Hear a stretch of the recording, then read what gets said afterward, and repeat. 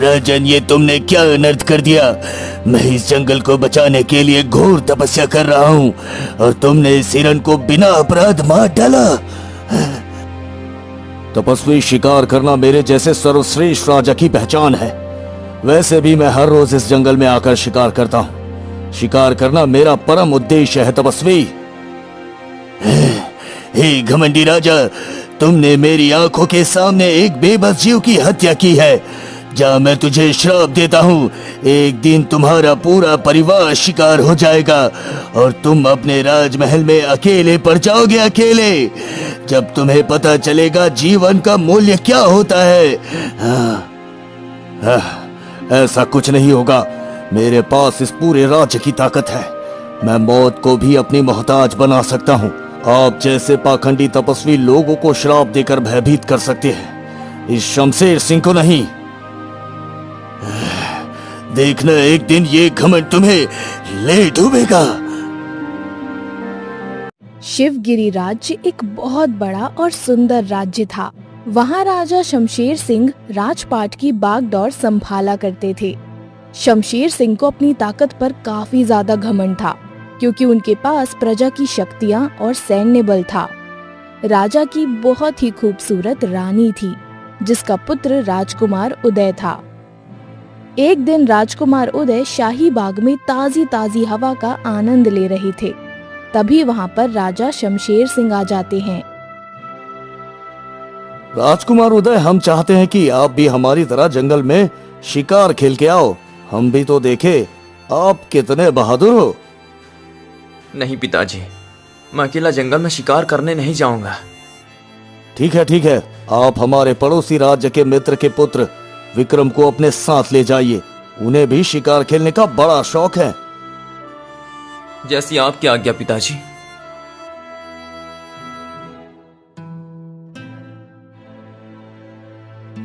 अब राजकुमार अपने पिता की आज्ञा लेकर पड़ोसी राज्य के लिए निकल चुके थे।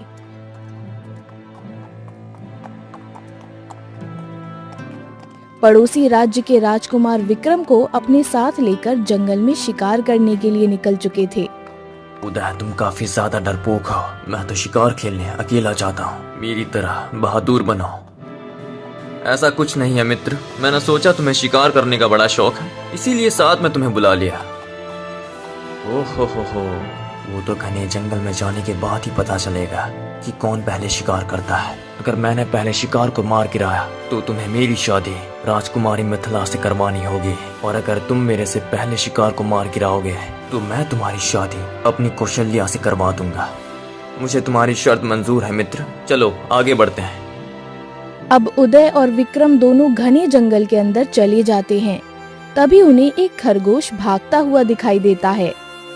उठाओ अपनी धनुष राजकुमार उदय, वो रहा हम दोनों का शिकार। जो भी इस खरगोश को पहले मार गिराएगा वही शर्त का विजेता होगा। दोनों उस खरगोश का शिकार करने के लिए अलग अलग दिशा में चले जाते हैं। आज चाहे कुछ भी हो जाए, इस खरगोश को मेरा ही तीराघात करेगा, क्योंकि मैं भी राजा शमशेर सिंह का बेटा हूँ। हार मानना तो मेरे खून में भी नहीं है। और उस उदय से एक मक्खी नहीं मरती, वो शिकार क्या करेगा? खरगोश को तो मेरा ही तीर लगेगा। तीर लगते ही मैं शर्त जीत जाऊंगा और मिथिला से विवाह कर लूंगा। उदय, मुझे बचाओ, मेरी मदद करो। अरे ये क्या? ये तो मेरे मित्र विक्रम की आवाज है। मुझे लगता है वो जरूर किसी बड़ी मुसीबत में फंस गया है। मुझे विक्रम को बचाना होगा। ऐसा बोलकर राजकुमार उदय उस आवाज की ओर जाने लगता है। वो आवाज एक गुफा से आ रही थी। राजकुमार उदय उस गुफा के अंदर चला जाता है।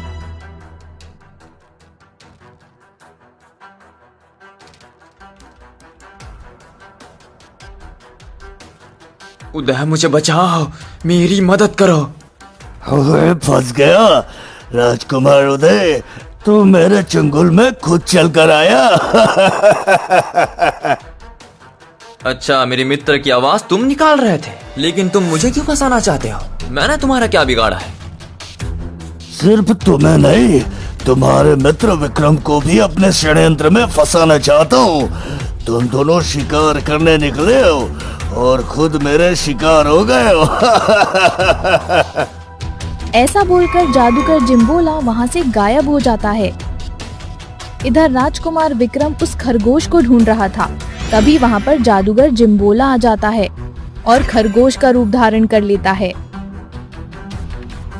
वो रहा खरगोश। मैंने सोचा उदय ने अपना शिकार बना लिया होगा, लेकिन ये तो मेरे पास ही है। चलो मैं इसका पीछा करता हूँ।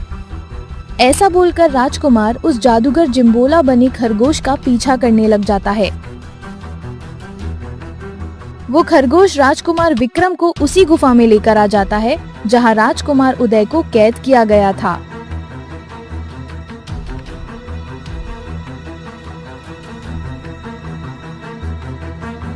भाग जाओ विक्रम, यहाँ से भाग जाओ। ये कोई खरगोश नहीं बल्कि छलिया जादूगर है। अब जैसे ही विक्रम उदय की बात सुनकर गुफा से बाहर जाने की कोशिश करता है, तभी जादूगर जिम्बोला अपने असली रूप में आ जाता है और राजकुमार विक्रम को भी कैद कर लेता है। यहाँ से भागने की कोशिश मत करना, क्योंकि ये तुम्हारा महल नहीं, मेरा खंड है। यहाँ सिर्फ मेरी मर्जी चलेगी, तुम्हारी नहीं, समझे? लेकिन हम दोनों को तुमने इस तरह कैद क्यों किया है? हम तो आपको जानते नहीं हैं। आखिर हमसे तुम क्या चाहते हो? हमें छोड़ दो। ऐसे कैसे छोड़ दूं? मैं तुम दोनों की बलि देकर इस पूरे जगत का सबसे बड़ा जादूगर बनना चाहता हूँ। फिर ये पूरा संसार मेरी हुकूमत पे चलेगा। हाँ। इधर राजा शेर सिंह काफी ज्यादा चिंता में बैठे हुए थे। तभी वहाँ पर राजकुमारी मिथिला आ जाती है। क्या हुआ पिताजी, आज आपके मुख पर ये भय कैसा? पुत्री, राजकुमार उदय शिकार पर गए थे, अभी तक राजमहल लौटकर नहीं आए। मुझे चिंता है कि उनको कुछ हो न जाए। पिताजी, हो सकता है हमारे पड़ोसी राज्य के राजकुमार विक्रम ने उन्हें वहाँ रोक लिया हो। आप चिंता ना करें, मेरा भाई उदय बहुत बहादुर है, वो राजमहल लौटकर जरूर आएंगे। नहीं नहीं पुत्री, राजकुमार उदय पड़ोसी राज्य में नहीं है। अगर वो पड़ोसी राज्य में होते तो हमारे मित्र अभी तक गुप्तचर भेज दिए होते। मुझे मंत्री वीरभद्र को राजकुमार की खोज में जंगल ही भेजना होगा। राजा जल्दी से मंत्री को अपने पास बुलाते हैं। मंत्री जी, हमें लग रहा है राजकुमार उदय और राजकुमार विक्रम जरूर किसी मुसीबत में फंस गए हैं। आप सैनिकों को अपने साथ ले जाकर दोनों राजकुमारों का पता लगाइए। ठीक है महाराज, जैसी आपकी आज्ञा। ऐसा बोलकर मंत्री कुछ सैनिकों को अपने साथ लेकर जंगल की ओर निकल जाते हैं।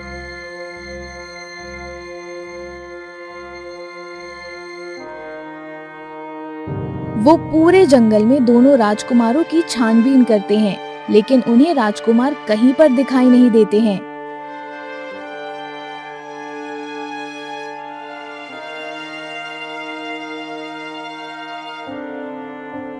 महाराज, हमने पूरा जंगल छान मारा, लेकिन दोनों राजकुमारों का कुछ पता नहीं चला। मुझे लगता है जरूर उनके साथ कोई घटना घटी होगी महाराज। मंत्री जी, लगता है अब मुझे ही कुछ करना होगा। अगर दोनों राजकुमारों को कुछ हो गया तो मेरे पड़ोसी राज्य के मित्र को क्या जवाब दूंगा मैं? अब जैसे ही रात होती है, राजा शमशेर सिंह को दोनों राजकुमारों की चिंता सताई जा रही थी। इसी चिंता की वजह से उन्हें नींद भी नहीं आ रही थी। अगर मुझे दोनों राजकुमारों का पता लगाना है तो एक बार राज्य के दौरे पर निकलना ही पड़ेगा। पता नहीं कोई सबूत ही मिल जाए। ऐसा बोलकर राजा अंधेरी रात में महल से बाहर आ गए और वो गांव की तरफ जाने लगे। अरे हरिया, तुमने सुना? हमारे गांव में शुभम के पास एक ऐसा तोता है जो आगे और पीछे का भविष्य बताता है। हाँ कालू, सुना तो मैंने भी है, लेकिन पता नहीं ये बात कितना झूठ है और कितना सच। अब राजा उन दोनों की बातें छुपकर सुन रहा था। अरे एक तोता आगे और पीछे का कैसे भविष्य बता सकता है? चलो कल इस शुभम को राजमहल बुलाता हूँ और दोनों राजकुमारों के साथ क्या हुआ है इस तोते से पूछता हूँ। ऐसा बोलकर राजा फिर अपने महल की तरफ चले जाते हैं।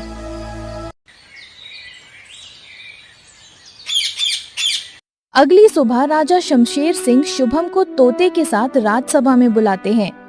शुभम, हमने गांव वालों से सुना है तुम्हारा पालतू तोता आगे और पीछे क्या होने वाला है इसकी भविष्यवाणी करता है। जी प्रजापति, आपने सही सुना। मेरा तोता भविष्यवाणी करता है और वो आगे और पीछे होने वाली घटना का भी बखान करता है।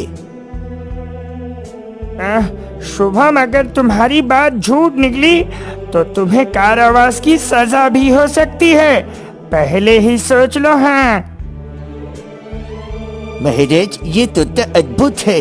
ये मेरे पिताजी की आखिरी अमानत थी, तो मेरे नसीब में आ गई। अब इस तोते से कुछ भी पूछ लो, ये तुरंत होने वाली घटना का बखान अपने मुख से बोल कर करेगा। राजा दोनों राजकुमारों वाली सारी घटना उस तोते को बता देते हैं। तोता राजा की बात सुनकर कुछ देर के लिए अपनी आंखें बंद कर लेता है, फिर अचानक अपनी आंखें खोलता है। महाराज, दोनों राजकुमार अभी जिंदा हैं और वो जादूगर चिम्बोला के कैद में है। राजकुमार चिम्बोला अपनी शक्ति को दुगनी करने के लिए आने वाली अमावस्या को दोनों राजकुमार की बलि देने वाले हैं।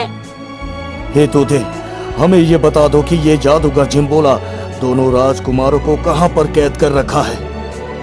राजन, जंगल के उत्तरी भाग में जादूगर जिम्बोला की काली गुफा है। आपके दोनों राजकुमार वहाँ पर ही कैद हैं। तोते की बात सुनकर राजा अपने घोड़े पर सवार होकर जंगल के उत्तरी भाग की ओर निकल जाते हैं। चलते चलते उन्हें वो काली गुफा दिख ही जाती है।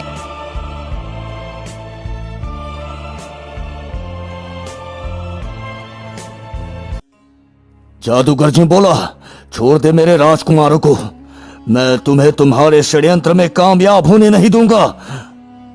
ओए मूर्ख राजा, तुमने क्या सोचा वो तोता भविष्यवाणी करता है? नहीं, ये सारा खेल मैंने तेरे साथ खेला था ताकि तू अपने बेटे को बचाने के लिए जादूगर जिम्बोला के दरबार पर आए। लेकिन आखिर तुम मेरे ही बेटे को क्यों बलि देना चाहते हो? अगर तुम्हें शक्तिशाली बनना है तो तुम किसी और इंसान की भी बलि दे सकते हो। मुझे इन दोनों राजकुमारों की बलि नहीं देनी है। ये तो मेरी चाल थी ताकि तुम्हें यहाँ पर बुलवाकर अपनी शर्त पूरी करवा सकूं। कैसी शर्त? तुम मेरे दोनों राजकुमारों को आजाद कर दो। तुम जो भी बोलोगे वो मैं करने को तैयार हूँ। जब तक तुम मेरी शर्त पूरी नहीं करते तब तक दोनों राजकुमार मेरी हिरासत में रहेंगे। राजन, तुम्हारे पास बहुत कम समय है, जल्दी बोलो, मेरी शर्त पूरी करोगे? हाँ? आखिर क्या है तुम्हारी शर्त? मुझे विस्तार से बताओ। तो सुनो राजन, पहले इस गांव पर मैं और मेरी बहन हाका राज करते थे। रात होते ही पूरे गांव में हमारे डर से सन्नाटा छा जाता था। कोई भी गांव वाला सूरज छिपते ही जंगल के रास्ते में नहीं आता था। देखो भाई, हमें इस जादूगर जिम्बोला और उसकी बहन हाका का कुछ करना ही होगा, वरना कुछ दिनों में हमारे गांव में लोगों का आना जाना बंद हो जाएगा। अरे किशन, हम कर भी क्या सकते हैं? जो हो रहा है बस देख रहे हैं। ऐसा करते करते गांव में लोगों का आना जाना बंद हो गया, बल्कि यहाँ तक जंगल के सारे जानवर हमारे डर से जंगल छोड़कर भाग गए थे। एक रात मैं और मेरी बहन गांव की निगरानी करके जंगल की तरफ आ रहे थे, तभी हमें एक तपस्वी मिल जाता है।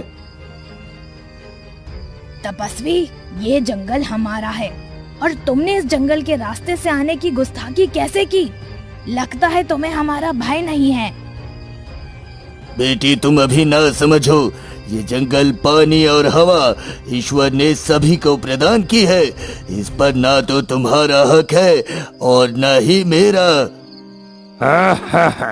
तपस्वी, इस जंगल पर तो सिर्फ हमारा हक है। अगर तुम यहाँ से जिंदा जाना चाहते हो तो तुरंत वापस लौट जाओ। हाँ। नहीं पुत्र, मुझे इस गांव से होकर गुजरना है, इसलिए मैं वापस नहीं लौट सकता। तुम मेरे बच्चे जैसे हो, मुझे जाने दो। वो तपस्वी जिद करके गांव की तरफ जाने लगा। तभी मेरी बहन ने अपनी काली शक्तियों से उस तपस्वी पर वार कर दिया। तपस्वी जी काफी ज्यादा क्रोधित हो गए और उन्होंने अपनी शक्तियों से मेरी बहन को अपने कमंडल में कैद कर लिया। मैं ये सब देखकर काफी ज्यादा डर गया और अपनी बहन को अकेला छोड़कर वहां से गायब हो गया। हे राजन, आप ही मेरी बहन को तपस्वी के कमंडल से आजाद करा सकते हो। हाँ, लेकिन वो तपस्वी मेरे कहने पर तुम्हारी बहन को आजाद कैसे करेगा? राजन, आप एक राजा है, पूरे राज्य की जनता आपका पालन करती है। वो तपस्वी जरूर आपकी बात मानेगा। और हाँ, अगर एक बार मेरी बहन हाका आजाद हो गई तो हम हमेशा के लिए ये जंगल छोड़कर चले जाएंगे। हाँ। हाँ, ठीक है जादूगर जिम्बोला, मैं तुम्हारी बहन को उस तपस्वी के कमंडल से आजाद कराऊंगा। लेकिन वो तपस्वी मुझे कहां पर मिलेगा? राजन, वो तपस्वी उसी गांव की पहाड़ी पर धूनी जमा कर बैठा है।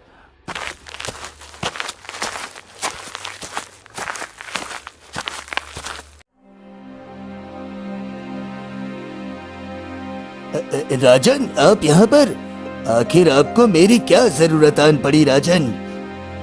तपस्वी जी, मैं जादूगर जिम्बोला की बहन हाका को आजाद कराने आया हूँ। अगर आपने हाका को आजाद नहीं किया तो वो जादूगर जिम्बोला मेरे दोनों राजकुमारों को कभी आजाद नहीं करेगा।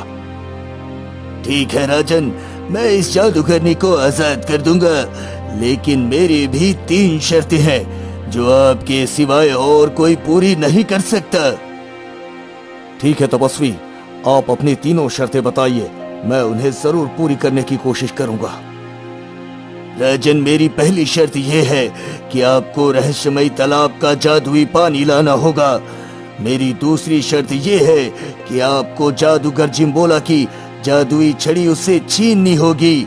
और मेरी तीसरी शर्त और आखिरी शर्त मैं आपको तभी बताऊंगा जब ये दोनों शर्त पूरी करके आप मेरे पास वापस लौटोगे। जैसी आपकी आज्ञा तपस्वी जी। ऐसा बोलकर राजा शमशेर सिंह रहस्यमय तालाब की खोज में निकल जाता है। अब ये रहस्यमय तालाब मुझे कहां पर मिलेगा? जंगल भी बहुत बड़ा और घना है।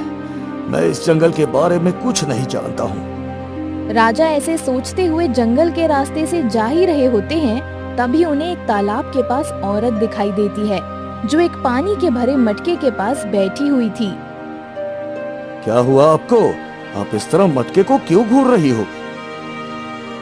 महाराज, पता नहीं ये मटका मेरे से उठ नहीं पा रहा है। मैं पिछले कुछ क्षणों से इस मटके को उठाने की कोशिश कर रही हूँ, लेकिन ये टस से मस नहीं हो रहा है। हे युवती, तुम चिंता मत करो, इस मटके को उठाकर मैं तुम्हारे सर पर रख दूंगा। राजा तुरंत उस मटके को उठा लेते हैं और उस औरत के सर पर रख देते हैं। वो औरत मटका लेकर चली जाती है।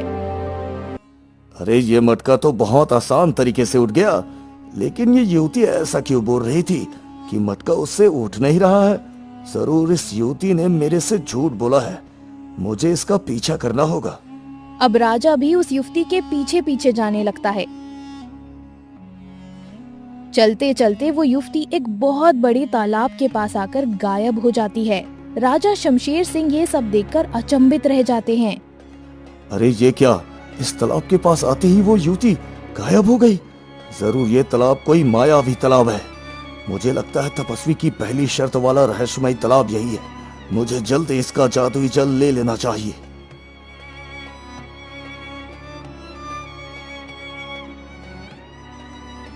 अब राजा जैसे ही उस तालाब का पानी लेने की कोशिश करते हैं, तभी उस तालाब से आवाज आती है।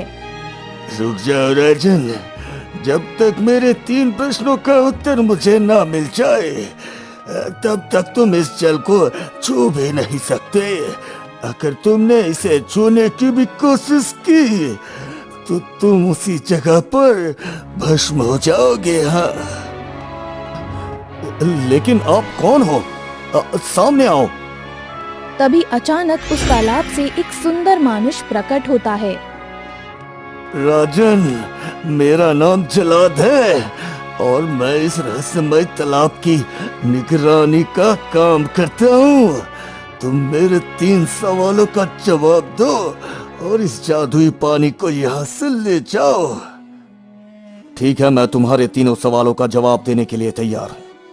आप अपने सवाल प्रस्तुत करें। मेरा पहला सवाल, एक सर्वश्रेष्ठ राजा का सबसे बड़ा धर्म क्या है? एक सर्वश्रेष्ठ राजा का सबसे बड़ा धर्म उसकी प्रजा का हित करना होता है। अर्थशास्त्र में राजधर्म के बारे में कहा गया है कि प्रजा के सुख में ही राजा का सुख होता है और प्रजा के हित में ही उसका हित होता है। राजा का अपना स्वार्थ नहीं होता, बल्कि प्रजा का प्रिय ही उसका प्रिय होता है। अद्भुत अद्भुत अद्भुत! वाह राजन।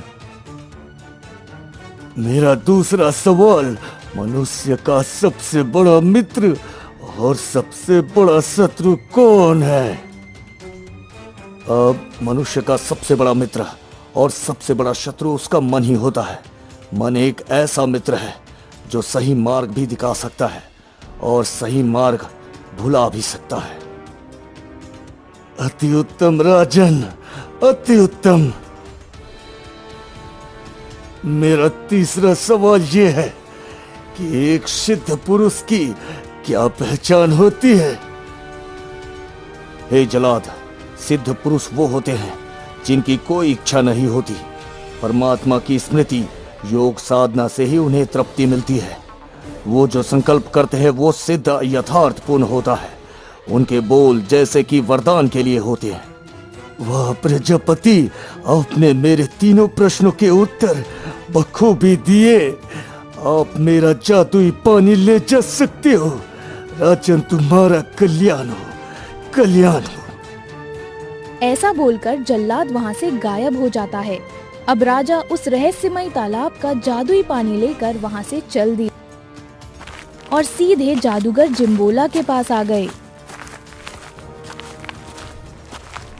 जादूगर जिम्बोला, तुम्हें ये जादुई छड़ी मुझे देनी होगी। ये छड़ी क्या चीज है प्रजाजनक? मैं अपनी बहन को आजाद कराने के लिए पूरी दुनिया वार दूं? तुम मेरी ये छड़ी ले जा सकते हो। अब राजा जिम्बोला से वो जादुई छड़ी लेकर वहां से चले जाते हैं और सीधे तपस्वी जी के पास आ जाते हैं। तपस्वी जी, मैं रहस्यमय तालाब का जादुई पानी और जादूगर जिम्बोला की जादुई छड़ी लेकर आपके पास आ गया हूँ। अब आप अपनी तीसरी शर्त का बखान करें ताकि मैं जल्दी से हाका को बंधन से मुक्त करवाकर अपने दोनों राजकुमारों को आजाद करवाऊं। हे राजन, आपने मेरी तीनों शर्तें पूरी कर दी। जिस औरत के सर पर आपने मटका रखा था वो औरत श्राप के बंधन से बंधी हुई थी और उस श्राप का तोड़ सिर्फ आपके पास था। आपने जैसे ही उस औरत के मटके को छुआ वो श्राप से मुक्त हो गई।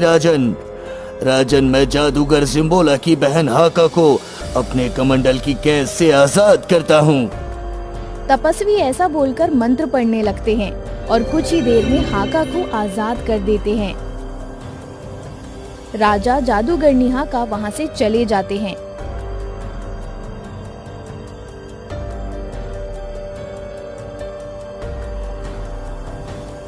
और सीधा जादूगर जिम्बोला के पास आ जाते हैं। जादूगर जिम्बोला अपने बहन को देखते ही दोनों राजकुमारों को आजाद कर देते हैं। हे प्रजापालक, मैं ये एहसान आपका जिंदगी भर नहीं भूलूंगी और आज के बाद हम दोनों हमेशा के लिए ये गांव और जंगल छोड़कर चले जाएंगे।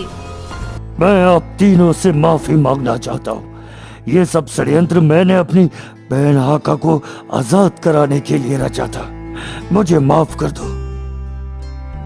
जादूगर जिम्बोला, हमने तो तुम्हें उसी समय माफ कर दिया जब हमें पता चला कि तुम अपनी बहन के लिए कुछ भी कर सकते हो। मैं तो चाहता हूँ कि हर बहन को तुम्हारे जैसा भाई मिले। अब जादूगर जिम्बोला और उसकी बहन हाका हमेशा के लिए वो जंगल छोड़कर चले जाते हैं। इधर राजा दोनों राजकुमारों को आजाद देखकर काफी ज्यादा खुश थे।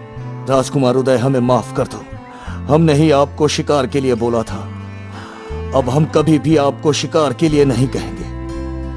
नहीं पिताजी, आपकी इसमें कोई गलती नहीं है। जो होता है वो अच्छे के लिए होता है। ऐसा बोलकर सभी राजमहल की तरफ रवाना हो जाते हैं। इधर राजा शमशेर सिंह ने अपनी बेटी मिथिला का विवाह राजकुमार विक्रम के साथ करवा दिया था। इधर पड़ोसी राज्य के राजा भानु प्रताप ने भी अपनी राजकुमारी कौशल्या का विवाह राजकुमार उदय से करवा दिया था।